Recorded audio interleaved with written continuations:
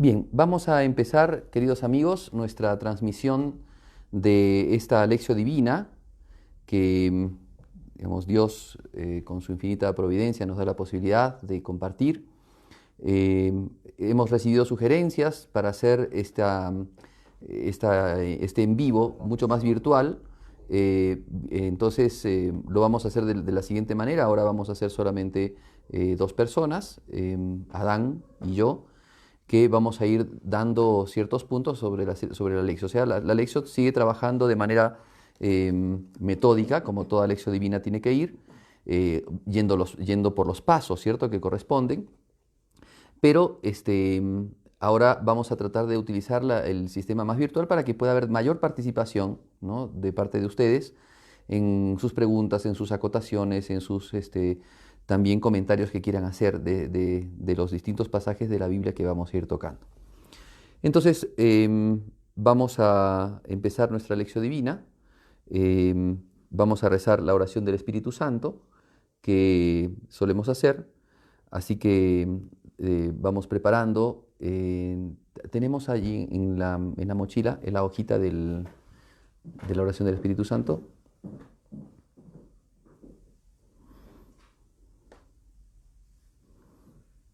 Bien, también quiero contarles de que vamos a hacer una breve, cada vez que hagamos lección divina, vamos a hacer un breve comentario pequeñísimo de la Sagrada Escritura, porque un amigo nuestro de Argentina, Emilio Allende, nos ha sugerido de que también hablemos de temas de escritura que son muy importantes. Entonces vamos a empezar también a hacer ese tipo de acotaciones. Entonces, primero rezamos al Espíritu Santo. En el nombre del Padre, del Hijo y del Espíritu Santo. Amén. Amén. Ven Espíritu Creador, visita las almas de tus fieles y llena de la divina gracia los corazones que tú mismo creaste. Tú eres nuestro Consolador, don de Dios Altísimo, fuente viva, fuego, caridad y espiritual unción. Tú derramas sobre nosotros los 7 dones, tú el dedo de la mano de Dios, tú el prometido del Padre. Tú que pones en nuestros labios los tesoros de tu palabra, enciende con tu luz nuestros sentidos, infunde tu amor en nuestros corazones, y con tu perpetuo auxilio fortalece nuestra débil carne. Aleja de nosotros al enemigo, danos pronto la paz, sé tú mismo nuestro guía, y puestos bajo tu dirección, evitaremos todo lo nocivo.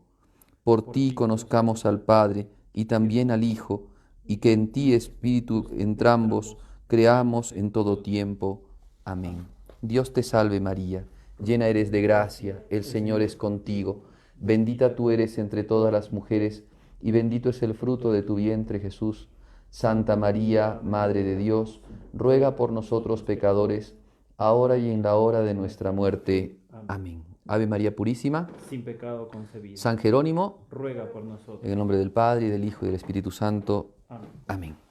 Bien, quiero entonces, antes de empezar con la misma lección, quiero dar algunos puntitos muy cortitos acerca de la cuestión de la misma Sagrada Escritura, ¿no? Tan importante para nosotros leer la Sagrada Escritura, el conocer la Sagrada Escritura y también tener conocimientos, ¿no?, acerca de lo que es la Biblia.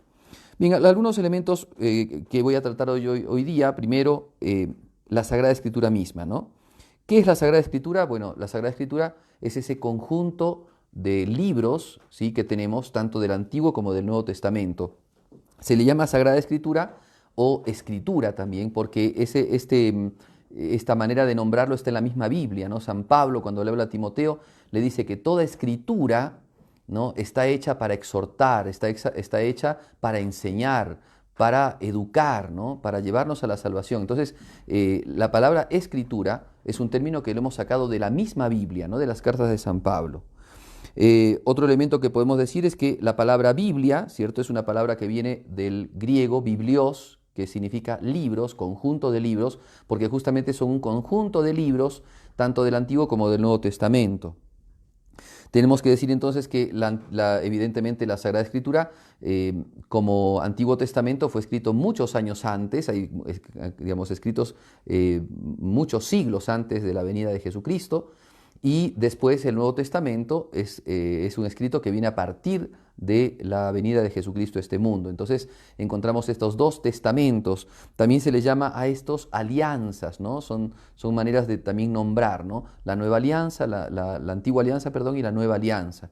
Es importante tomar en cuenta esto porque si bien la Sagrada Escritura toda es palabra de Dios, toda ha recibido la inspiración divina, sin embargo, nosotros sabemos entonces que algunos textos que siempre nos hablan de Cristo, porque San Jerónimo nos da una manera de interpretar la Biblia que es importantísima, ¿no? En la Biblia todo o habla de Cristo o es Cristo el que nos habla. Así que así debemos de entender siempre la Biblia, ¿no? Y entonces ya tenemos algunos puntos que nos pueden ayudar. Sagrada Escritura, tenemos el texto, digamos, la Sagrada Escritura, el nombre de Sagrada Escritura viene de la misma Biblia. Es un nombre que utilizamos nosotros para referirnos a este libro inspirado por Dios, ¿sí? a los hagiógrafos y que nos permite, ¿no? conocer lo que Dios mismo nos enseña en su sagrada revelación. Sabemos entonces que se divide en Antiguo y Nuevo Testamento, ¿cierto? El Antiguo Testamento entonces fue escrito antes de Jesucristo, el Nuevo Testamento a partir de los Evangelios de Jesucristo, ¿sí? Y son escritos durante el siglo I, ¿sí? Bueno, hasta ahí creo que brevemente lo que podemos mencionar de nuestro punto doctrinal de la Sagrada Escritura. Vamos a seguir entonces con nuestra lección, con nuestro tema de la Pascua, de la resurrección de Cristo, tiempo hermoso, este tiempo de Pascua. Vamos a tratar entonces de este mismo texto de San Marcos, que lo vamos a nuevamente releer porque nos quedamos en 3 versículos la vez pasada y tenemos que avanzar un poco más, ¿no? Bien, entonces le pido a Adán que nos lea nuevamente los versos, los versículos del 1 al 8, ¿no? Bien.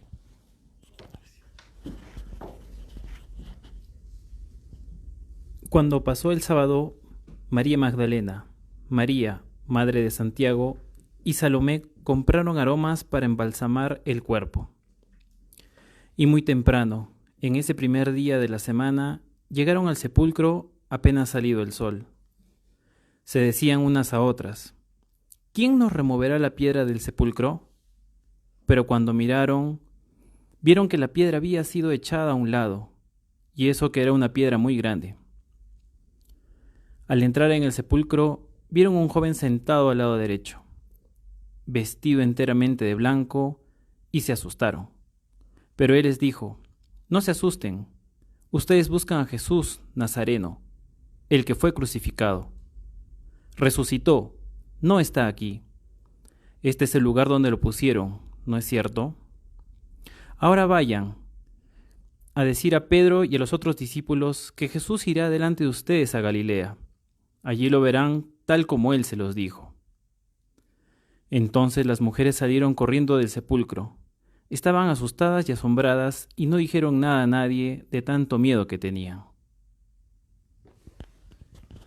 A ver, nuevamente para para el estudio, ¿cierto? Para nuestra oración y para nuestra profundización en el texto. Entonces, vayan ustedes con un papelito y un lapicero anotando las frases que, por ejemplo, no han entendido, las frases que les quedan en laguna, ya sea porque el mismo texto puede ser que no las entiendan o porque en la relación con otros textos puedan sonar contrastantes.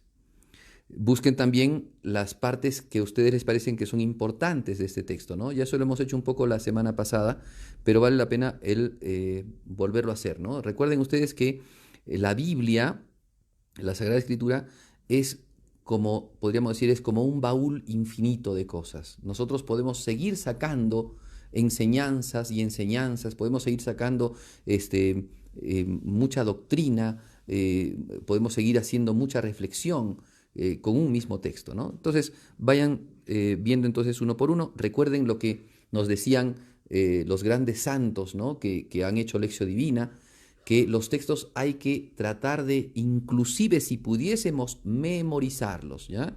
O sea, tal vez es difícil, no podemos, digamos, es un texto tampoco tan grande, pero por ahí tratar de recordarlos, de verlos, de pensar una vez, de pensar otra vez en ellos. Entonces, ahora vamos a hacer un recurso más. Vamos a leer versículo, damos un tiempito chiquitito, seguimos con el siguiente versículo y así vamos avanzando.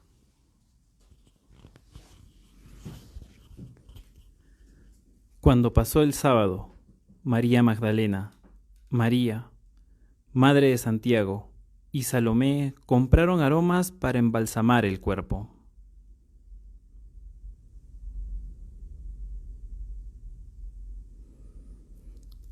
Y muy temprano, en ese primer día de la semana, llegaron al sepulcro apenas salido el sol.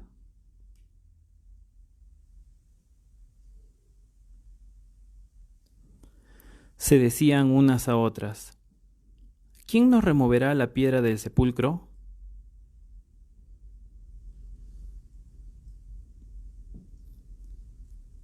Pero cuando miraron, vieron que la piedra había sido echada a un lado, y eso que era una piedra muy grande.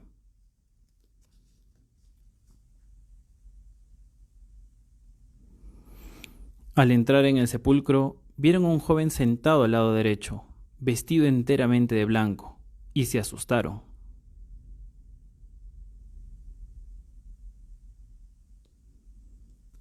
Pero él les dijo: no se asusten, ustedes buscan a Jesús Nazareno, el que fue crucificado. Resucitó, no está aquí. Este es el lugar donde lo pusieron, ¿no es cierto?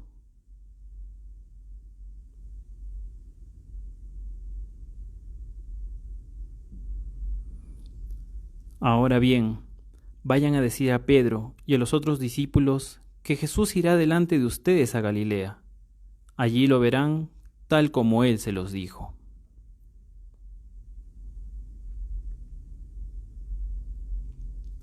Entonces las mujeres salieron corriendo del sepulcro.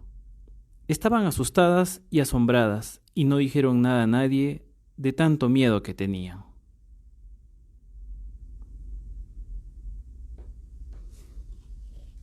Gracias, Adán.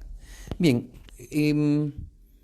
a ver, vamos también trabajando. Ustedes, me gustaría, los que están viendo el programa en vivo, me gustaría que nos vayan haciendo las preguntas, ¿no? O sea, tal vez desde la semana pasada se han quedado con algunos cuestionamientos, con algunas preguntas, entonces yo voy a ir avanzando, pero también Adán va a ir haciéndome preguntas en base a lo que ustedes vayan escribiendo. Así que nosotros esperamos mucho su participación. Dios quiera que esto ayude muchísimo a que también ustedes se animen a interactuar, ¿no? en este programita que me parece que va a venir muy bien. ¿Sí? Tenemos una pregunta. Sí, a ver. Una pregunta de la semana pasada de nuestra hermana Merian Pastor de Salinas. Nos pregunta, dice: a todo esto, las mujeres fueron, pero entre ellas no estuvo María. En este caso se refiere a la Virgen María. ¿Por qué? Bien, a Merian la conozco, le mando un gran saludo. El tema es el siguiente, ¿no? O sea, no se menciona a la Virgen. También esto es importante para saber en la Sagrada Escritura, no todo lo que, o sea, no lo que dice la Sagrada Escritura solamente es lo único que pasó. La Sagrada Escritura, recuerden que, como dice el mismo evangelista San Juan, justo en los capítulos de la resurrección, dice que no se han escrito todas las cosas que hizo Jesucristo. Si se hubieran escrito todas las cosas que hizo Jesucristo, no alcanzarían los libros de la tierra, imagínense ustedes, ¿no? O sea, la cantidad de cosas que no cuenta la Sagrada Escritura, y porque la Sagrada Escritura nos quiere mandar un mensaje, nos quiere enviar un mensaje. Pero también la tradición de la Iglesia, que es importante tenerla en cuenta. Recuerden ustedes que nosotros, en nuestra catolicidad, sabemos que la Biblia es la palabra de Dios, pero la Biblia también, si hablamos históricamente, está en segundo momento en la predicación, porque la primera predicación fue la predicación viva de la Iglesia, la predicación que hacían los apóstoles hacia las comunidades cristianas que evangelizaban. Esa es la primera palabra de Dios que fue predicada, la revelación de Dios, que fue dada primero por los apóstoles a los discípulos, ¿no? A la gente, la predicación, a los conversos al cristianismo. Y esa es la predicación también de la palabra de Dios. La palabra de Dios, además, primero hay que entenderla porque hay que entenderla así. Es Jesús. La palabra de Dios es Cristo. Él es el Logos de Dios. Este Logos de Dios nos ha comunicado las cosas del Padre. Y los apóstoles han escuchado esa palabra y nos las han enseñado. Y después, por inspiración divina, esta palabra ha ido siendo escrita, ¿no? Por algunos escritores sagrados a los que se les llama ageógrafos. Entonces, primera cosa, no es lo único que nosotros creemos lo que está en la Sagrada Escritura. También hay otros elementos que, junto con la Sagrada Escritura, manifiestan la revelación de Dios. Y eso es la sagrada tradición de la Iglesia. Esa tradición que es esa comunicación primordial y que la misma Sagrada Escritura nos revela en determinados momentos, como por ejemplo San Pablo en la carta a los Corintios, cuando habla acerca de la Eucaristía, nos comunica un dato tradicional. Lo que yo he recibido, dice, eso mismo os lo comunico, que Jesús, la noche en que iba a ser entregado, tomó pan, ¿no? Y dando gracias, lo partió, lo dio a los discípulos, dijo, tomen y coman, este es mi cuerpo, tomen y beban, este es mi sangre. Y cada vez que nosotros nos unimos a esta cena, anunciamos la muerte del Señor hasta que Él vuelva. Eso es un mensaje tradicional. Hay otros mensajes tradicionales más que San Pablo va a mencionar en la Sagrada Escritura, que Jesucristo, murió por nosotros, que fue encarnado, que murió por nosotros, que resucitó. Todos esos datos son datos tradicionales que fueron predicados por los apóstoles a las comunidades cristianas, ¿no? Entonces, ahora, hay datos tradicionales que no están presentes en la Sagrada Escritura, pero mucho nos ayuda la teología, las conveniencias teológicas, ¿no? Los teólogos doctores en teología, ¿no? Los grandes, los padres de la Iglesia y los doctores en teología nos han enseñado otros elementos que estaban en la tradición y nos han inclusive dado las respuestas y los argumentos claros. Y con el tema de la Virgen María es así, ¿no? O sea, si Cristo, si Dios Todopoderoso le anunció a ella las primicias de la salvación, cuando a ella le dio la capacidad libre de elegir ser madre de Jesús, pues de mucha mayor razón a ella que había estado tan ligada a la pasión, con tantos sufrimientos, a la cual una espada le traspasó el alma, ¿cómo no iba a ser informada de la resurrección? Por tanto, la tradición cuenta que Jesús, a quien se apareció primero, fue a la Virgen María, aunque no lo cuente la Biblia, lo dice la tradición, y hay un montón de argumentos hermosos, ¿no?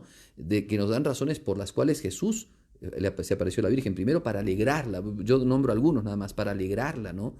Era necesario que María, de las angustias, de los dolores, que María, que estuvo al pie de la cruz, llorosa ante su hijo, ¿no? que padecía junto a su hijo, también recibiera ella primera, porque es la que más cercana estuvo a Jesús en la pasión, pues la que también más cercana tendría que estar en la resurrección, a la primera que se apareció Cristo, para darle alegría. El hijo tanto ama a su madre, ¿no? Que era la primera que le comunica las cosas. Imagínense cuando hay una buena noticia, ¿no? Y un hijo bueno. Este argumento es un argumento más bien ad hominem, ¿cierto? Pero es un argumento que ayuda tanto, porque Jesús es hijo de María. Entonces, un hijo bueno, cuando a su madre le quiere dar una buena noticia, o cuando recibe una buena noticia, cuando le ha pasado alguna cosa buena, a quien primero le habla es a su mamá. Esa es la persona que le tiene más confianza, la persona que quiere más. En lo normal de los casos, ¿no? Entonces, ¿cómo Jesucristo no iba a comunicarle eso a María?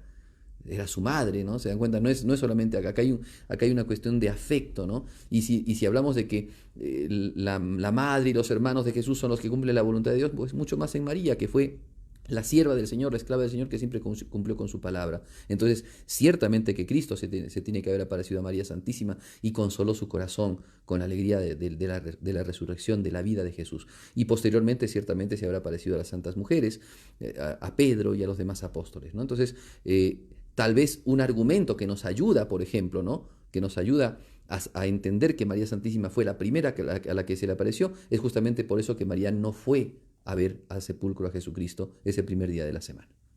Bien, si no hay otra pregunta, sigo entonces con los textos. Bien, vamos a avanzar porque la vez pasada nos quedamos en el versículo 3, ¿no?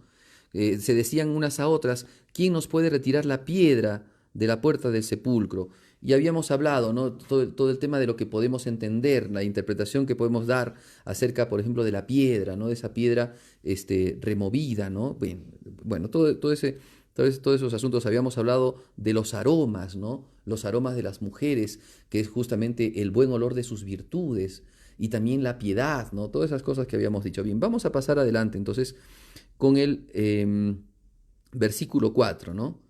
Y levantando los ojos, dice, ven que la piedra estaba retirada, y eso que era una piedra muy grande. Bueno, también habíamos visto esto, como muchas veces esos obstáculos para acercarnos a la fe, obstáculos que parecen muy grandes, ¿no? Obstáculos, por ejemplo, en orden a la conversión. Bien, seguimos. El versículo 5 dice, y entrando en el sepulcro, vieron un joven sentado en el lado derecho, vestido con una túnica blanca, y se asustaron. A ver, aquí algunas cosas que tenemos que tomar en cuenta, ¿no? Primero, em, cuando entran al sepulcro, ¿no? La entrada al sepulcro es una entrada al misterio de Dios. Si ustedes más o menos se percatan, ¿no? de este entrar en el sepulcro, justamente lo que nos enseña la Pascua es a adentrarnos en el misterio de Cristo. ¿Y cuál es el misterio de Cristo? El misterio de su pasión, muerte y resurrección. La Pascua del Antiguo Testamento, la Pascua de los judíos, llevaba a los judíos a reflexionar y a rememorar el momento en el que Dios los liberó cuando se introdujeron en el Mar Rojo, ¿no? El Mar Rojo que fue signo de salvación para los judíos porque caminaron ellos, dice, a pie enjuto, caminaron con pie seco por el Mar Rojo, y fue también el lugar de sepultura del faraón y sus ministros y sus capitanes, ¿no? Hay salmos que hablan justamente acerca de esto. Por otro lado, también está el tema de lo que los cristianos hacen, ¿no? Cuando entran las mujeres al sepulcro también nos meten en el misterio, ¿no? A todos los cristianos nos meten en el misterio de la muerte de Jesucristo, ¿no? Entrar en el sepulcro también para nosotros es entrar en el misterio de la muerte de Jesucristo. Y esto es un misterio enorme, porque yo no sé, Adán, si es que tú te pusiste a pensar, pero por el misterio de la muerte de Cristo, Dios murió. Esto es muy fuerte de decirlo. Claro, Dios no muere como Dios.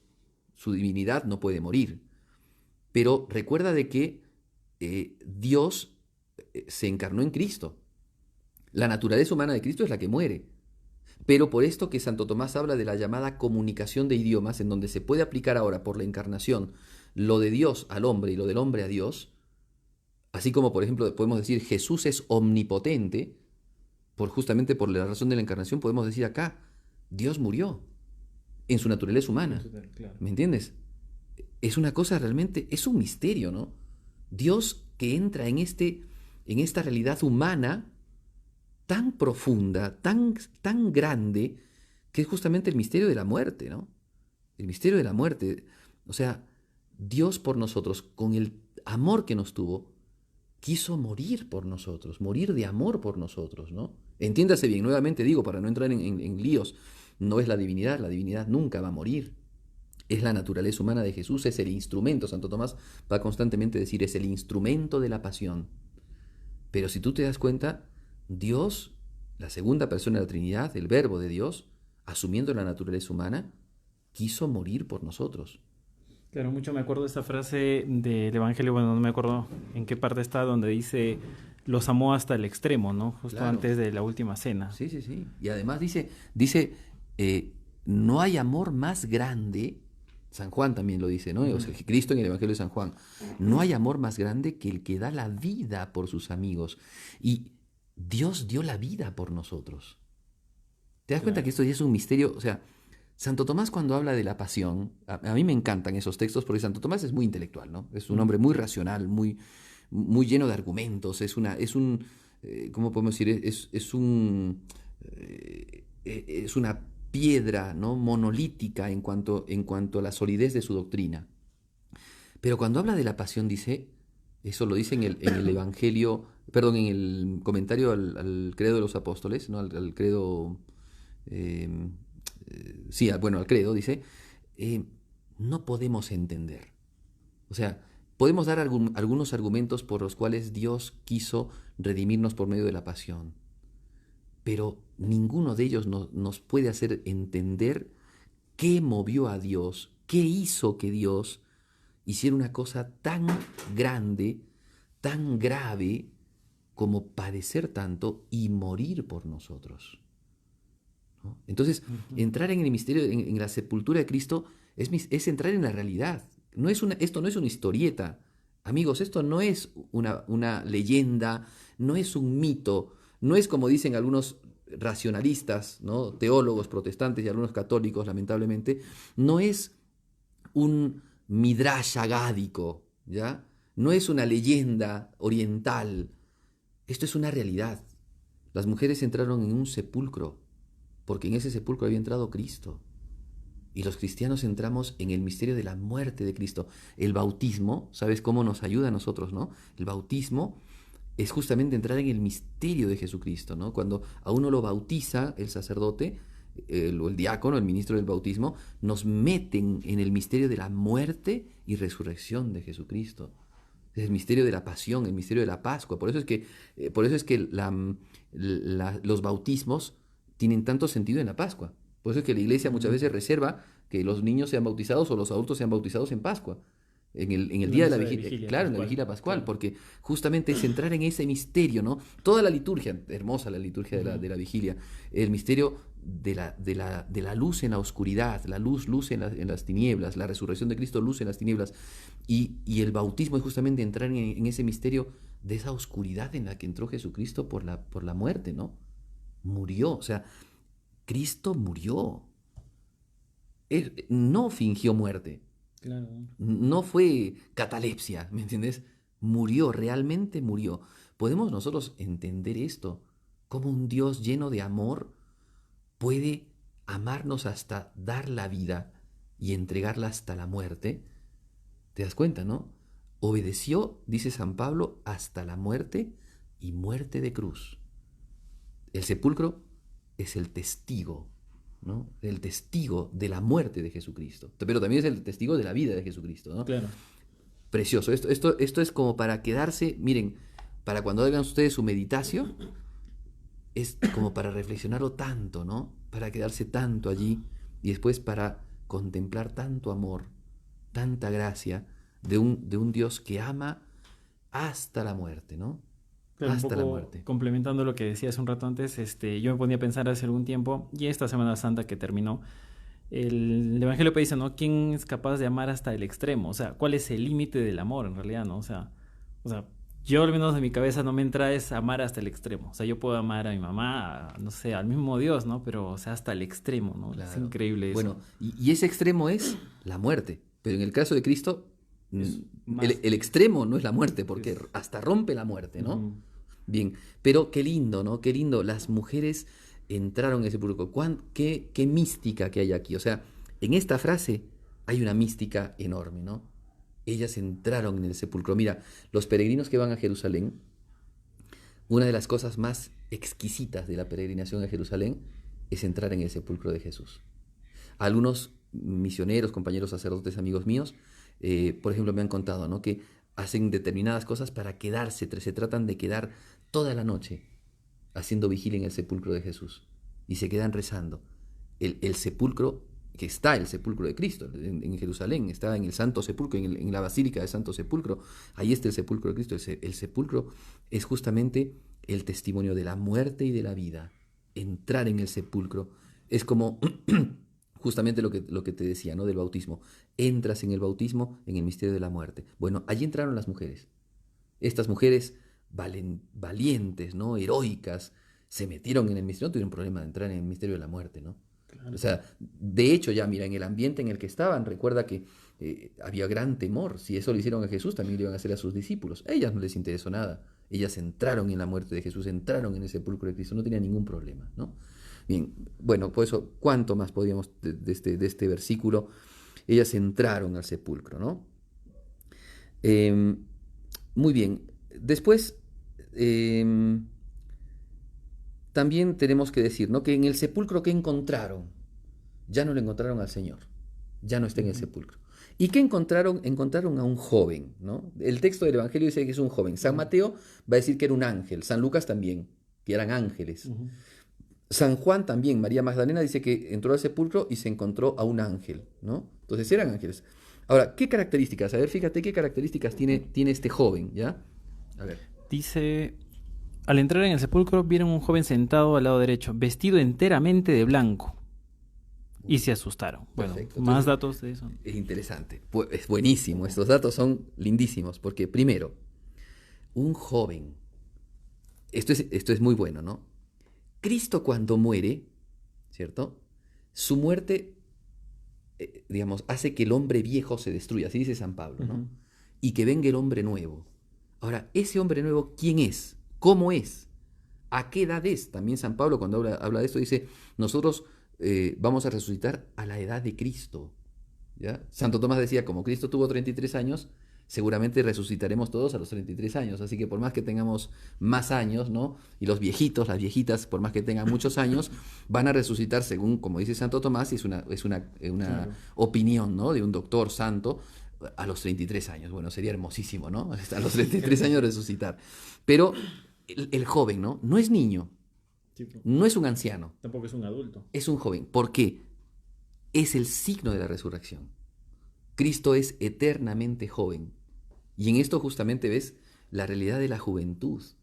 ¿Qué es la juventud en nuestras vidas? ¿Qué es la juventud? Podríamos decir que es la parte del entusiasmo, de la alegría, ¿no? El joven se quiere llevar el mundo por delante, ¿no? O sea, es el que tiene fuerzas, el que está con todo el ímpetu y las ganas, ¿no? Para poder salir adelante y enfrentar la vida. Bueno, este joven, que es el ángel, ¿no? Es un angelito joven, ¿no? Nos muestra justamente cómo es esta realidad de la resurrección. Primero es joven, ¿cierto? Bien. Sí.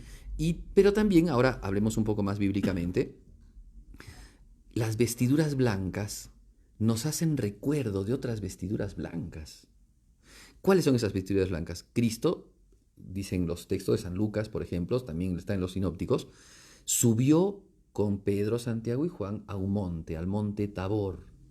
Y cuando llegó al monte, se transfiguró. ¿Y qué dice que pasó con Jesucristo? ¿En qué consistió la transfiguración? Su rostro resplandecía y sus vestidos se pusieron blanquísimos, como ni siquiera el mejor lavandero, ¿no? El mejor batanero puede dejarlos, ¿no? Entonces, esto hace relación justamente a una vida que no es la vida ya de este mundo. Por eso yo les decía la otra vez, Cristo no resucitó para volver a morir. No fue como Lázaro, no fue como el hijo de la viuda de Naín, no fue como la hija de Jairo. ¿No? La resurrección de Cristo, la resurrección de ellos resucitaron para volver a morir, ¿no? O sea, iban a vivir un tiempo más, pero como todo ser humano, le toca la muerte. Cristo no, eternamente joven. Las vestiduras blancas nos hablan justamente de la realidad del cielo, blanquísimo, purísimo, ¿no? Ha obtenido entonces Cristo, con esta resurrección, ha obtenido justamente la realidad, el alcanzarnos a nosotros, la realidad de la blancura, ¿no? De la blancura, de la pureza, de la blancura, de la libertad del pecado, de la ruptura del pecado, de la muerte del pecado. Entonces, es muy bueno esto porque justamente eso llevó después a la iglesia a este rito del bautismo, ¿no? Está muy ligado, el bautismo está muy ligado a la Pascua, ¿no? Le ponían a los que se bautizaban, a los neófitos, ¿no? A los recién bautizados, les ponían la vestidura blanca y se las dejaban la vestidura blanca toda la semana y el domingo siguiente, que era llamado domingo inalvis, recién se sacaban esta vestidura. O sea, caminaban con esa vestidura toda la semana porque eran hombres nuevos, hombres de la resurrección, hombres que nacían para la vida eterna, hombres que ya tenían el nuevo nacimiento de Cristo, ese nacimiento que brota ya no del vientre de una madre, sino del seno de la tumba vacía. ¿Te das cuenta? Es espectacular. Esto, por eso, Padre, aquí tenemos lindísimo. una pregunta. Nos preguntan, dice, ¿tendrá algún significado que el ángel estuvo a la derecha del sepulcro? Claro, como a veces hablamos de la diestra, Sí, siniestra. sí. A ver, leí no hace mucho tiempo, fue ahora, ¿no? En los textos me parece que es San Agustín, que, por ejemplo, en la pesca milagrosa, Jesucristo dice, echen las redes a la derecha, Ujú. ¿no? Y allí hace ver claramente, ¿no? O sea, siempre cuando uno dicen esas cosas, recuerdan, ¿no? Esto nos ayuda mucho a los cristianos. Cuando nosotros leemos la Sagrada Escritura, o cuando tenemos experiencia, ¿no? Con Cristo, por medio de la Sagrada Escritura, por medio de la vida cristiana, tenemos que recordar cosas. Así como los discípulos de Maús, por ejemplo, se acordaron, o sea, reconocieron a Jesús en la fracción del pan, así también San Juan reconoció a Jesucristo en la pesca milagrosa. ¿Por qué Claro, le dice a San Pedro? Es el es Señor. el Señor. ¿Por qué le dice así? Porque Cristo le dijo, no, echen la Echen la red red a la a la derecha. derecha. Bueno, hay muchos sentidos aquí, no voy a decir mucho, pero sencillamente a la derecha, ¿no? Resulta que Jesucristo en el capítulo 5 del Evangelio de San Mateo dice, cuando venga el Hijo del Hombre, pondrá a unos a su derecha y a otros a su izquierda.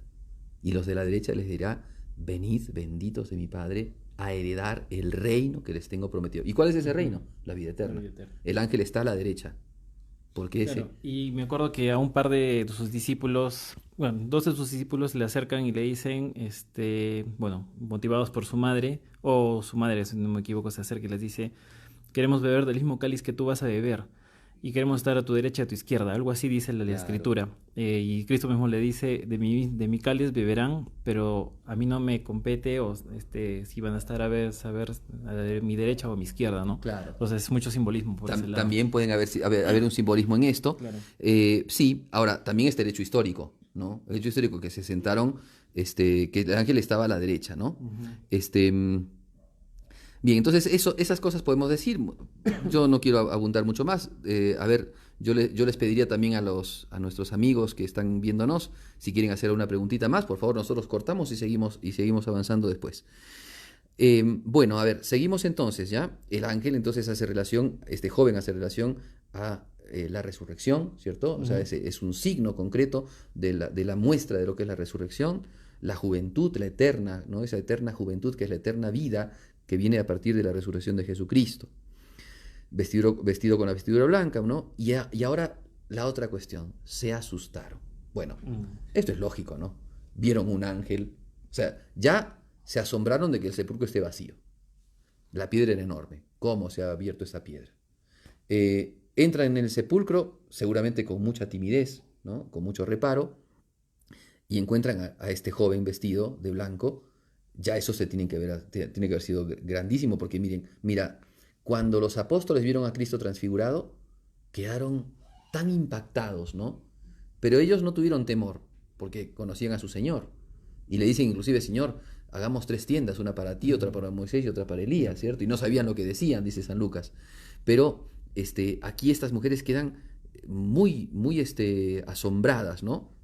Viéndolo a este joven. No es lo que el joven les dice, sino es la presencia del joven, porque todavía no ha pasado lo que el joven les ha hablado, Claro. ¿no? Pero en eso también es importante, porque la fe en nosotros puede generar también estremecimiento. Ujú. ¿Ya? Cosa que después vamos a nombrar un poco más, pero este tema se asustaron, es un tema que se va a repetir además, se va a repetir.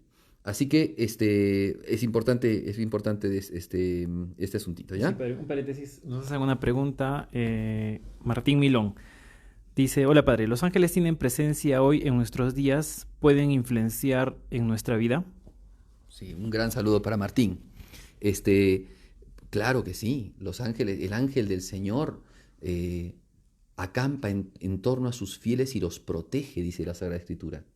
Así que los ángeles, bueno, eso es otra esfera, ¿no? O sea, cuando uno empieza a hablar de ángeles, entra en una esfera muy distinta que muy pocos descubren, inclusive gente católica, poco a veces le dan lugar a los ángeles, pero ciertamente Dios ha puesto a sus ángeles para que nos guarden en nuestros caminos, ¿no?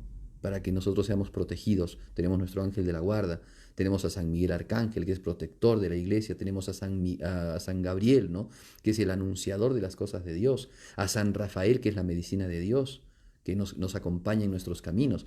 Bueno, entonces ciertamente que los ángeles del Señor están muy presentes en nuestra vida, son los que ruegan por nosotros en el trono de Dios, son los que le cantan la gloria de Dios, pero también son los que ruegan por nosotros, junto con los otros santos del cielo, ruegan por nosotros. Entonces, bien, y es lógico que también aquí podemos hacer un paralelismo, o sea, muchas cosas podemos decir, ¿no?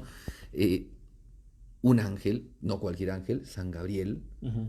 se le aparece a la Virgen Ah, y le anuncia, ¿no? Por eso al misterio se le llama la anunciación, le anuncia a la Virgen. ¿Qué le anuncia? Que van a ser el Mesías, La ¿no? encarnación. La encarnación, que Dios va a hacerse hombre. No es entonces una cosa ajena que otro ángel, ¿cierto?, se le aparezca a estas mujeres y les comunique, no está aquí, ha resucitado, ¿no? O sea, la alegría de la encarnación y la alegría de la resurrección. El gozo de la encarnación es transmitido por un ángel. El gozo de la resurrección es también transmitido por otro ángel. O sea, los ángeles están en el misterio de Dios. Un ángel consoló a Jesucristo. Un ángel lo acompañaban y lo servían, dice los ángeles, cuando estaba Jesucristo en el desierto, ¿no? En los 40 días de ayuno. Un ángel del Señor lo consolaba a Jesucristo en el huerto de Getsemaní. Así dicen los textos de la Escritura. Claro. Entonces, Por eso, el ángel está siempre, ¿no? Es el servidor de Cristo, es el servidor de Dios, ¿no? Los ángeles. Bien. Seguimos un poquito más entonces. Se asustaron. Dejamos ahí, dejamos en suspenso este susto de las mujeres, ¿sí? Y seguimos un poco más allá. Versículo 6. Pero Él les dice, no os asustéis, no tengáis miedo. Buscáis a Jesús de Nazaret, el crucificado. Ha resucitado, no está aquí. Ved el lugar donde lo pusieron. Este texto también es muy bonito, porque dice, no os asustéis. Y si vamos al versículo 8, dice, ellas salieron del sepulcro, pues un gran temblor y espanto se había apoderado de ellas. O sea, no os asustéis, pero seguían asustadas, ¿no? Claro. O sea, es una cosa que llama la atención aquí. Después vamos a hablar acerca de este tema. Pero esa es la primera cosa que cuando uno entra en contacto con las cosas de Dios, el estremecimiento, ¿no?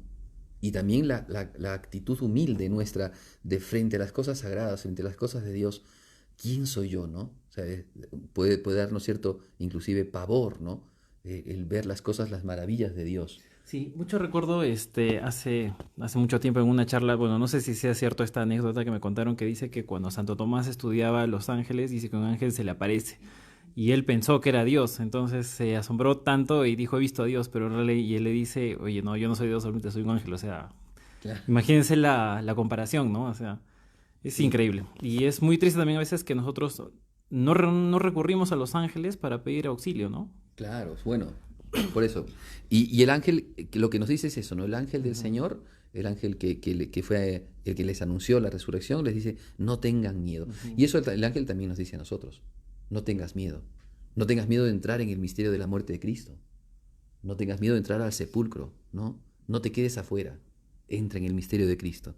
No tengas miedo. O sea, eso es importante. Pero nosotros por ahí somos un poco asustones como las mujeres y seguimos Sí. teniendo miedo, seguimos teniéndole miedo a Dios, seguimos teniéndole miedo por ahí a las cruces que Dios nos envía, seguimos teniendo miedo por ahí al caminar al futuro incierto, ¿no? Pero el ángel constantemente, y después el mismo Jesucristo, después veremos en los textos posteriores que el mismo Cristo dice, no tengáis miedo, ¿no? Y Cristo esa frase la ha repetido un montón de veces, y por eso que San Juan Pablo II la decía a los jóvenes, ¿no? Sí, claro. Jóvenes, no tengan miedo de rezar el rosario, no tengan miedo de contraponerse al mundo, no tengan miedo. Bueno, muy bien, entonces, después el ángel, mira cómo les dice, ¿no? ¿Buscáis a Jesús de Nazaret?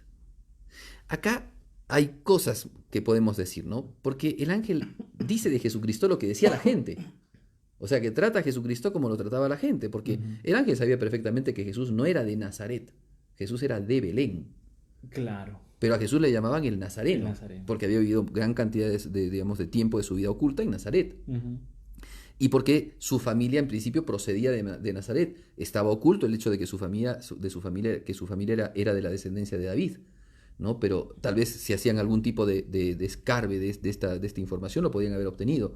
Pero recuerda, ¿no? de que todo el tema de Nazaret, digamos, era un pueblo apartado, lejano, no era donde se cocinaban las cosas, ¿no? Jesús, bueno, pero allí está el tema. Buscáis a Jesús de Nazaret. ¿Cómo va al origen? El ángel también va a ese origen, ¿no? De la vida sencilla de Jesucristo. Tal vez porque quiere ligar a esa vida sencilla a estas mujeres. Recuerda que eran María Magdalena, María de la de Santiago, María Salomé. Eran esas mujeres que también habían vivido por esa zona, ¿cierto? Entonces, bueno, tenemos un poco acerca de esto. Pero este reconocimiento de Cristo, ¿no? Es el de Nazaret. Cristo el de Nazaret, el Jesús de Nazaret. Llamado por los ángeles también así, ¿no? Bien, entonces, después, ¿cuál es la segunda característica que da? Buscáis a Jesús de Nazaret, ¿cierto? Sí. El crucificado. O sea que algo que quedará para la posteridad, ¿no? Algo que quedará en la historia de la humanidad es que Cristo fue crucificado, ¿no? Cristo resucitó. Y eso es la predicación de la iglesia, es la resurrección de Cristo, pero ha resucitado porque fue crucificado, ¿no? También en la vigilia pascual, los signos, ¿no? Del cirio pascual, ese cirio que es justamente el signo de Cristo, ese cirio está crucificado. Ese cirio tiene las llagas, el incienso que está, ¿no? Los cinco claro, granitos del incienso que están en el cirio, marcan justamente ese ente, ¿cierto? Está crucificado. Es un ente que ha pasado por la cruz. No se puede olvidar la crucifixión de Cristo. La crucifixión es justamente la manera como Cristo entró en la Pascua, ¿no? En el misterio de la Pascua, la verdadera Pascua. Es el crucificado. Bueno, y este crucificado, tampoco podemos olvidarnos de esto, ha resucitado, ¿no? Claro. Entonces, Cristo el crucificado. Interesante, claro que después veremos cuando veamos los otros textos, cuando Cristo les muestra las llagas. Porque Cristo podría haber resucitado sin llagas, ¿no? Podría haber, ¿me entiendes? Claro, regenerado totalmente, o sea, Claro, limpio. pero quiso que Tomás metiera sus dedos en las llagas. Y en el Por costado tanto, también. o sea, imagínate que las llagas eran bastante grandes como para meter los dedos en la llaga, ¿no? Sí, claro. Y la mano en el costado. Mira, imagínate el tamaño de la llaga del costado para que uno meta la mano allí, ¿cierto? Sí. Pues eso también tiene todo un sentido muy profundo, por supuesto, pero ahí está, el crucificado. Cuando nos acordemos de Cristo, siempre nos vamos a tener que acordar de la cruz de Cristo. Cruz gloriosa, cruz vencedora, cruz única esperanza de salvación. Es el crucificado. Nuestro Señor reina crucificado. Nuestro Señor quiso ser puesto en la cruz como estandarte de crucifixión para librar a la humanidad. Entonces, la crucifixión es una cosa muy importante, ¿no? O sea, por eso el ángel dice, el de Nazaret, o sea, habla justamente la realidad de Cristo, ¿no? La sencillez de Cristo, la humildad de Jesucristo de vivir en Nazaret como hijo del carpintero. Recuerda que cuando fue a Nazaret Jesucristo, la misma gente de Nazaret, ¿qué decía? Cuando Jesucristo dijo, no, el Espíritu del Señor está sobre mí, Él me ha ungido y me ha enviado, ¿no? Lo que dice Isaías, ¿no? Sí. ¿Y qué decía la gente? Se quedó asombrada de lo que decía Jesucristo. ¿Y qué empezaron a comentar? Pero este no es el hijo de José, el carpintero, y su madre no está entre nosotros, y entre nosotros no están sus parientes, Santiago, Simón, y sus hermanas no están entre nosotros. Claro. ¿Te das cuenta? O sea, Sí. Jesús de Nazaret.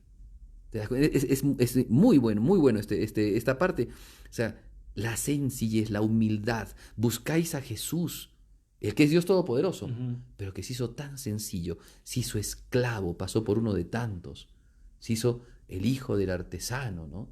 Claro. Nosotros, por eso es que también, mira, ¿qué otra cosa podemos sacar, ¿no? No hay trabajo que pueda, digamos, disminuir, digámoslo así, a una persona, porque si nuestro mismo Dios trabajó como artesano, elevó toda labor, todo oficio, todo trabajo, ¿no? que se da en pro de la sociedad, ¿no? En bondad, porque también existen trabajos corruptos, por supuesto, ¿no? Sí, claro. Pero un trabajo, digamos, que se da en pro de la sociedad es un trabajo ennoblecedor, es un trabajo digno, porque el Hijo de Dios trabajó como artesano, ¿no? Qué bonito, eso realmente es también para Sí, quedarse verdad. mucho tiempo, mucho tiempo, sí. Bien, el crucificado ha resucitado. Bueno, y ahí hay que imaginarse al ángel, ¿ah? San Ignacio de Loyola, cuando en el libro de los ejercicios espirituales habla de las contemplaciones, dice, la contemplación como oración del cristiano tiene que consistir en 3 cosas: ver, oír y mirar. ¿Ya? Ya. Ver la escena, o sea, cuando nosotros rezamos el Santo Rosario, decimos, en el primer misterio contemplamos, ¿no? Claro. ¿no? Por ejemplo, rezamos misterios de gloria. En el primer misterio contemplamos la resurrección. ¿En qué consiste el contemplar la resurrección cuando vas rezando tus Ave Marías? Ver, oír, mirar. Mientras vas rezando las Ave Marías, ve el sepulcro, ve a Cristo resucitado, ve al ángel, ¿ya? Oír, escucha lo que dicen las mujeres, escucha lo que dice el ángel. Mirar es mirar el corazón, es mirar la situación, es mirar el fondo, el contexto de esto, ¿ya? Oír, mirar. Y yo quisiera que ahí nos detengamos, ¿no? Cuando el ángel le dice, no tengáis miedo, ¿no? Primera cosa, ¿no? Imagínate al angelito de Dios, jovencito, ¿cierto? Con vestiduras blancas, que les dicen, o que te dice a ti, que me dice a mí, no tengas miedo. ¿La pasas mal? ¿Estás en una situación compleja? ¿Has entrado en el misterio de la muerte? ¿Estás crucificándote con Cristo? No tengas miedo. Ha resucitado. Pero este ha resucitado, tú piensa cómo te lo dice el ángel. ¿Cómo se lo dijo a las mujeres el ángel? ¿Con qué entusiasmo? Estaba cantando un himno gregoriano ese ángel, ¿me entiendes? Claro. Estaba cantando un cántico de salvación. Ha resucitado, es el triunfo, ¿no? O sea, se lo tiene que haber dicho de una manera tal, o sea, yo me imagino, ¿no? Esa manera de haberlo dicho el ángel, precioso, ¿no? O sea, ha resucitado. Yo creo que a partir de allí surge la alegría y el gozo, ¿no? Ha resucitado el Señor, ya está, nuestro campeón ha vencido, nuestro Señor ha salvado, Cristo ha entrado en la muerte, pero ha resucitado, y el ángel te lo anuncia, ¿no? Si tú fueras un heraldo de Cristo, si tú fueras un comunicador de la resurrección, ¿qué dirías? ¿Cómo dirías? Ha resucitado el Señor. Por eso a veces da mucha pena a nosotros. Con la mayor alegría, ¿no? Y qué interesante también si comparamos su nacimiento, los ángeles son los que les avisaron a los pastores, ¿no? Ha nacido el Salvador. O sea, igual es así en su muerte, ha resucitado.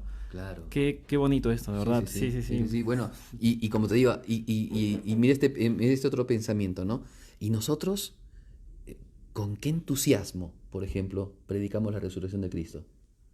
A veces metidos en nuestro ensimismamiento, caras largas, digamos, cara de poca Pascua tenemos a veces nosotros, ¿no? Y comunicamos, ha resucitado, sí, pero ya pues ha resucitado como una, ¿me entiendes? O sea, claro, como oímos llover, ¿no? Pero no, eso es trascendente. O sea, a partir de allí viene nuestra esperanza, Cristo es nuestra esperanza. A partir de allí viene nuestra alegría, nuestro gozo, nuestra paz, ¿no? Por eso Cristo dice, la paz les dejo, también en otros textos. Bueno, no nos adelantamos. Bueno, hasta ahí estamos, ¿no? Sí. ¿Tenemos preguntas? No, todavía Bien, no. bueno, entonces seguimos. Entonces, si tienen alguna preguntita, por favor, anímense, no se preocupen, que estamos para, en la medida de nuestras posibilidades, resolverlas, y si no las sabemos resolver, al menos les diremos, vamos a estudiarlas, y después les decimos. Bien, bueno, seguimos un poco más allá, ¿no? No os asustéis, buscad a Jesús de Nazaret, el crucificado, ha resucitado, no está aquí, no está aquí. Ya esta cuestión de Cristo, ya esta realidad de Cristo que ha venido a este mundo, que ha vivido entre nosotros de una manera, podríamos decir, natural, común, social, este Cristo que está entre nosotros, ahora ya no tiene esa constectura, ¿cierto? Su naturaleza humana sigue, pero está en otro orden. El Papa Benedicto XVI, en una homilía que tiene muy bonita, pero también creo que en Jesús de Nazaret, dice justamente esto cuando habla de la resurrección. O sea, en el libro que tiene de Jesús de Nazaret, cuando habla de la resurrección, dice, Cristo ha entrado en una nueva dimensión. Mira cómo utiliza los términos de hoy día, ¿no? Una nueva dimensión. O sea, después de las 3 dimensiones está la cuarta, ¿cierto? Bueno, no debemos entender a ese estilo, pero es una nueva dimensión que no conocemos. Porque fíjate, si uno, a partir de aquí, de los textos, va esbozando cosas, ¿no? Jesús se aparece a la Magdalena y con todo el cariño que la Magdalena le tenía, no lo reconoce. Jesús se aparece a los de las bodas de Caná, de los discípulos de Emaús, iban caminando de Emaús y les habla, les dice tal cosa, tal otra, y no lo reconocen. Jesús en Tiberíades está en la orilla y les dice, muchachos, ¿tienen pescado? No hemos pescado nada. Y no lo reconocen. Es más, está llegando, vienen todos, se sientan con Jesús, les tenía pescadito y pan, empezaron a comer, y nadie se atrevía a preguntarlo si era, porque todos sabían que eran, pero ¿por qué tendrían que preguntarle si todos sabían que era Jesucristo? ¿Por qué tendrían que preguntarle, o tendrían que, digamos, quedarse callados, o de dónde venían esas dudas? Porque hay una dimensión nueva en Cristo. Hay una dimensión nueva en Cristo. La realidad de su cuerpo glorioso es una dimensión nueva. No es como la nuestra. Claro, físicamente ya debe haberse visto hasta diferente, ¿no? Bueno, o sea, claro, ahora, es increíble decir esto porque es la misma persona, pero a la vez es diferente. Sí, es el misterio. Por eso, acá hay un tema. Claro, el misterio de la resurrección, ¿no? Que no podemos decir. Hay tantas cosas, ¿no? Acá, pero no podemos decir que resucitó y listo, como Lázaro, por eso te digo, ¿no? Claro. ¿Cómo puede una persona que vive tener una llaga tan grande abierta y no, digamos, desangrarse? ¿Me entiendes? Claro. Llagas abiertas y no. O sea, ¿cómo es este asunto?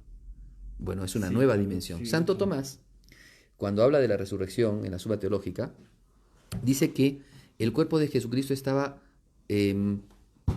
esta nueva dimensión, claro que no le dice el dimensión, esta nueva realidad de la resurrección, hacía que Jesucristo tuviese tres características nuevas, que por su naturaleza humana estaban, pero que las había ocultado. ¿No? O sea, por la unión de la naturaleza divina y la humana estaban, pero las había ocultado. Por eso que Santo Tomás dice que el milagro de la transfiguración, que es justamente una miradita de la resurrección, de la vida eterna, del cuerpo resucitado, no es propiamente el milagro, sino el milagro es que Jesucristo no estuviera transfigurado toda su vida. O sea, el milagro es que Jesucristo no tuviera el rostro resplandeciente constantemente, que no tuviese la ropa toda llena de blancura, ¿me entiendes? El milagro era que Jesucristo ocultaba todas esas cosas. Con la resurrección ya no. Y con la resurrección ahora aparecen estas realidades concretas, ¿no? Primero dice la claridad. Rostro resplandeciente, claridad que dificulta, digamos, a la persona el reconocerlo, ¿cierto? Como antes en su aspecto natural. Claro. La sutileza, dice, la sutileza y la agilidad, ¿no? La sutileza es justamente esa capacidad que tiene Jesucristo de estaban las puertas cerradas, trancadas, dice en el texto, realmente dice las puertas trancadas por miedo de los judíos, tienen un pánico de aquellos, los judíos, los discípulos, trancadas las puertas, y Jesucristo se apareció, en medio entró. de ellos. ¿Cómo? Y después desapareció. ¿Y cómo es eso? O sea, ¿cómo se logra? Bueno, Santo Tomás dice, eso es sutileza, ¿no? Y después la agilidad, ¿no? Y bueno, pero esa sutileza también de alguna manera está presente en la encarnación, en el parto de María Santísima, que Cristo, digamos, se encarnó y no transgredió ni de manera física, ¿no? A la Santísima Virgen María en su pureza, en su estado de virginidad, ¿no? Es esta realidad milagrosa, es el misterio milagroso de la realidad del cuerpo de Jesucristo y que se ve de manera mucho más grande en la gloria de la resurrección. Ya, bueno, listo, dejemos, a ver, estamos todavía en tiempo, ¿sí? Sí. ¿No? Bien, veamos entonces un poco más. Dice el ángel, ¿no? Entonces, miren el lugar donde lo pusieron, es el testimonio claro de que Jesucristo ha resucitado, etc. Y ahora dice, pero vayan a decir a los discípulos. Por los discípulos se refiere, claro, a la comunidad cristiana, pero principalmente a los apóstoles, que se habían escapado todos. Sí, y ¿no? menciona a Pedro, ¿no? A Pedro y a los discípulos. Claro, y dice a los discípulos y a Pedro. Y tú dices, ¿por qué? ¿Por qué el ángel nombra, podría haber dicho a los discípulos, claro, a todos y listo? ¿Por qué nombra de manera particular a Pedro? Eso es una cosa que tenemos que preguntarnos. Pienso yo que es por un tema, claro, como Pedro ya lo nombraron cabeza de la iglesia, la piedra de la iglesia, entonces por eso es importante decir, oye, la iglesia que se entere, o sea, esta comunidad que va a ser la futura iglesia cristiana y católica, que sepa de esto, ¿no? De la anunciación de la resurrección, pienso, ¿no? Sí, eso es un argumento, me parece bastante sólido, pero acá hay otro elemento más. Recuerda que Pedro acababa de negar a Jesucristo. Ah, claro. Y claro. Si tú te pones a pensar en lo que dice San Lucas, que se fue a llorar amargamente, Pedro estaba destruido. O sea, ponte a pensar, ¿no? Esto siempre me ha dado mucho pie, ¿no? Yo le tengo mucha devoción a San Pedro.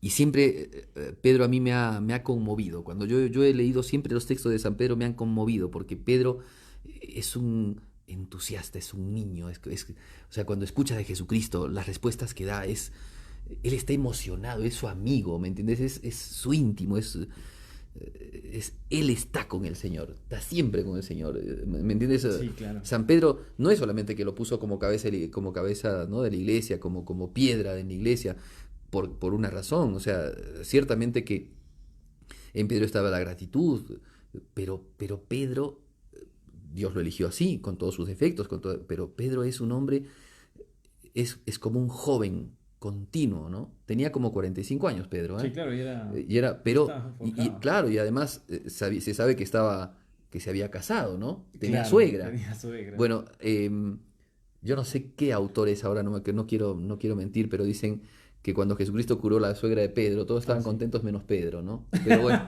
sí. pero bueno, la cosa es que en este asunto, ¿no? Pedro es el entusiasta, pero también en ese ímpetu al haber negado a Jesucristo, lo postró. O sea, Claro. lo mató. Lo que hizo Pedro, o sea, dice una tradición que fue la Virgen la que consoló a Pedro. Que si no hubiera estado la Virgen allí, Pedro se hubiera desesperado. La Virgen consoló a San Pedro. Qué bonito, ¿no? O sea, eso es un texto que no lo tenemos, evidentemente, no lo tenemos de la Sagrada Escritura. Digamos, esto es algo que nos viene por tradición, pero también tú te pones a pensar, ¿no? Eh, Se fue a llorar amargamente. O sea, Cristo ciertamente le dio su confianza a Pedro, lo hizo, digamos, fiel discípulo, lo hizo primero entre los apóstoles, y Pedro lo niega al final, ¿no? El que iba a dar la vida por Jesucristo, ¿no? Porque ahí está la cuestión de los hombres y de Cristo, ¿no? Cristo nos amó hasta el extremo y entró a la muerte.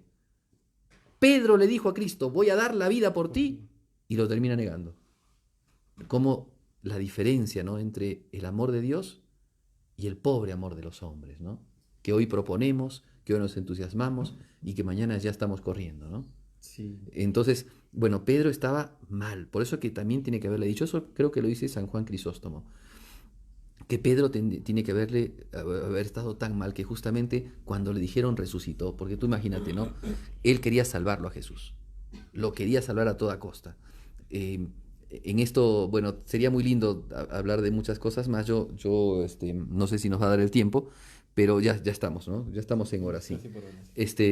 Entonces, bueno, yo termino con este asuntito. Mira, estamos todavía en el versículo 7, ¿no? Sí, en el 7. Claro. Entonces, eh, pero bueno, Pedro quería salvar a Jesucristo y por eso se había enfrentado a los 30 o a los 40 que habían estado allí, uno contra 40, uno contra 30, era una locura. Por eso es que lo había seguido a Jesucristo, ¿no? Pero al final lo termina negando. Entonces, cuando le contaron la resurrección, ¿no? Él se ve así, caído. También podría entender por culpa de él, por no estar con Jesucristo. No lo libró, no lo sacó de la cárcel, porque ese es el objetivo de San Pedro, sacarlo a Claro. Jesucristo de la cárcel. Entonces Jesucristo, cuando le dicen ha resucitado, es como que le cargaron las pilas, ¿no? O sea, lo reavivaron a Pedro. Eh, eh, no está todo perdido, ha resucitado. Así que, bueno, eso.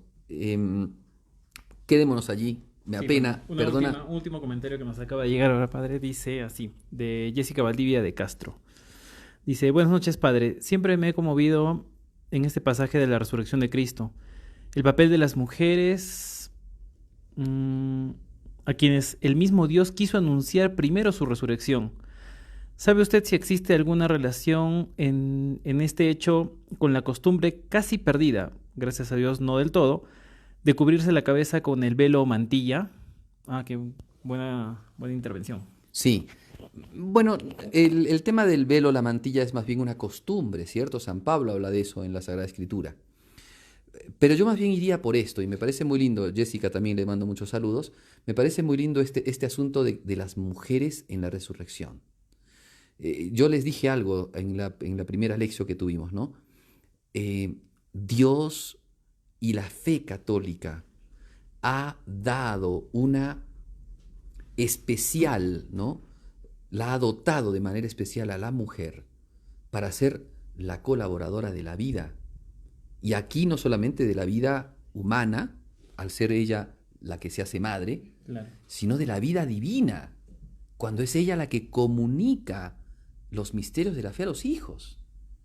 La mujer es aquel instrumento hermoso que Dios ha puesto en esta tierra, no solamente para ser mamá, que es una cosa ya enorme, ¿no? No solamente para amamantar a sus hijos, para darlos a luz, ¿no? Para hacerlos crecer, sino para llevarlos a la vida eterna. Y por eso Dios le comunicó a las mujeres esto tan fuerte, esto tan grande, que es justamente el mensaje de la resurrección. Las hizo las mujeres comunicadoras de la resurrección, porque serán las mujeres esas comunicadoras de la fe continua, constante, de todas las generaciones. Yo les decía la vez pasada, en la lección anterior, la iglesia predica, se dan las catequesis, la primera comunión, la confirmación, las maneras tradicionales de enseñar, pero ¿quién es la catequista primordial de los niños? Sus mamás. Sí, pues es Sus verdad. mamás Es les verdad. enseñan a rezar desde chiquitos, rezan con ellos, les enseñan a amarlo a Jesús, los llevan a la iglesia, los hacen rezar y tienen piedad a la Virgen, les enseñan las devociones del lugar. Qué bonito. Y las abuelas. Bueno, por supuesto, que son mamás grandotas, ¿no? Yo me acuerdo mucho, mira, te soy sincero, me acuerdo mucho. ¿Quién me enseñó a mí a rezar el rosario cuando era un niño? Mi abuela. Sí, igual a mí también. Mi abuela. O sea, ¿quién me llevaba a la misa? A mí. Mi papá es una persona muy buena, pero ¿quién me llevaba? No, digamos, inclusive con exhortaciones, ¿no? Mi mamá, mi abuela. Son las personas, la mujer. O sea, por eso el papel de la mujer, lejos de ser una cuestión, ¿no?, de buscar protagonismos, figureteadas, el papel de la mujer es real, contundente, digamos, es un papel enorme en la iglesia. Bien, vamos a quedarnos allí. Discúlpeme, se nos ha hecho hora, nos encantaría seguir, pero esto da para mucho más. ¿Se dan cuenta? La palabra de Dios es para nosotros alimento de vida eterna. Entonces, que esto sirva para el entusiasmo de ustedes de hacer esto que nosotros estamos haciendo de la Lección Divina. Recuerden entonces que a partir de esto ya ustedes tienen que hacer la llamada meditación, ¿sí?, que es entonces reflexionar ya ustedes con este texto para pensar qué es lo que el texto te está diciendo a ti, porque eso nos lo dice a toda la iglesia. Hemos hecho un comentario de más o menos lo que el texto nos dice a toda la iglesia, pero ahora tienes que hacer tú una aplicación. Y este texto de las santas mujeres, ¿qué te dice a ti? ¿Qué te enseña a ti concretamente? Y después en la oración, que tienes que hacerla también, aprende a decirle tú cosas a ese texto, que en realidad es a Jesucristo, ¿no? ¿Qué es lo que le dices tú a Jesucristo resucitado? ¿Qué le dices tú al angelito que te ha dicho, ha resucitado el Señor? ¿Qué es lo que le dices tú a estas santas mujeres que han entrado en el misterio de la muerte de Jesucristo? ¿Qué le dices tú a Dios? Y a partir de eso viene la contemplación, ¿no?, que es justamente el gozo del amor de Dios a partir del conocimiento que nos ha dado con su palabra.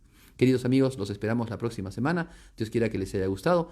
Terminamos con una oración y les voy a dar la bendición.